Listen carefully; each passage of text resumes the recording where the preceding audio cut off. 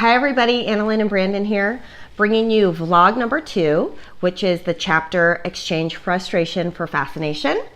I'm going to start off by sharing the fascination part. So what we would want to do is bring people back to that place when they found out they were pregnant, when maybe you found out that you were going to be adopting.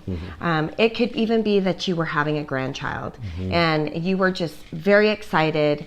Curiosity starts to go. Your mind starts to swirl about who this child is. We're living there right now. And who they're going to become. We just found out we're having a grandchild this summer. Number 2. And names are starting to flourish. So it's either Walker or Oliver. Those are the 2 front runners in names, and we just can't get enough of talking about it.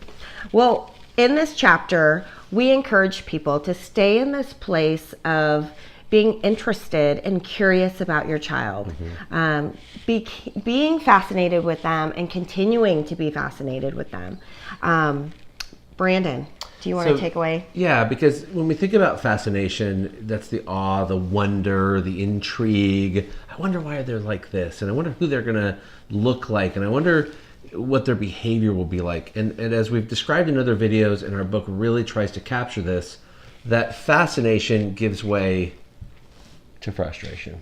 It can. It can. If you let it. And we call that a red flag. And here's what we start to think about when we say the red flag of frustration. You get disappointed in an outcome that you didn't like or didn't expect. Dissatisfied. This can happen with academics very easily. Certainly with behavior, certainly with expectations around family, friends, in public, that's big. And then just difficulty. And so we're very candid in Play to Their Strengths that raising kids is challenging. It's challenging. And there's difficulty at every stage. Yeah. Every one of them has a different challenge they present.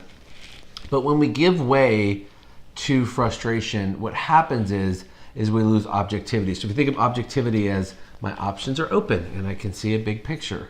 As objectivity fades, hi babe, there you go. Hey. As objectivity fades, our view gets narrowed, and then we only start to see what we've trained our mind to see.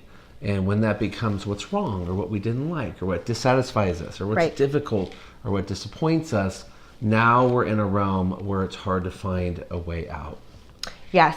And so lastly, we want to talk about having faith over fear.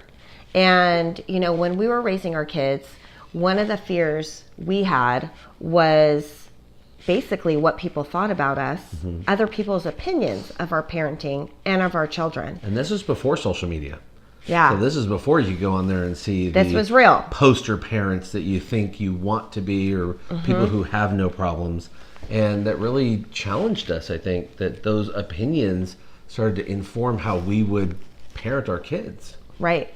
And, I would say too that when you're parenting to the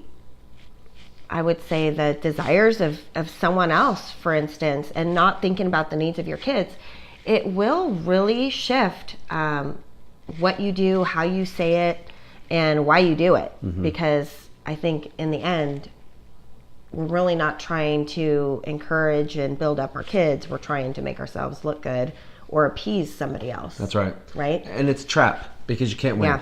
You cannot win. If you recognize that as influencer of your kids, their perspective and opinion matters far more in the long run than what you will ever care about what another person thinks. Yeah, for sure. When your kids become teens, when they become young adults, you actually will come to value their opinion. I know some of you who have young adults, some of you who have adults that have moved out, you actually would love to see that restoration take place. And one of the ways to get there is to remove that red flag of frustration. So, that place where it slides you into a lack of objectivity, you become very subjective in your opinion. You become a person who starts to focus on the wrong things. We're going to encourage you to counter that with a strong belief and understanding that there really isn't something broken with your kids. They're not broke. They have a lot of great things to offer, but you got to look more at who they are than what they're doing, even as young as 2, 3, 4, 5 years old. Yeah. So we want to ask you this question this week. What are some of your red flags? What is it that causes you to move into frustration? Taking some time to write that down can be very helpful because it's never too late for a do-over. Quick story, recently I was giving a talk and a mom was sitting there who had a daughter that had recently graduated from college. And at the conclusion of the talk, she gave a big sigh and said, if only I had a do-over. And I was able to encourage her with, it's never too late to be able to go back and have a conversation, to acknowledge places where things could have been done better, maybe even apologize, gives great opportunity and space to build on something positive and healthy. And so I think we'll leave you with that thought today. Anything you want to add? No, I think that you summed it up really well. All right. Thank you, everyone. We wish you a great week. Take care. Bye-bye.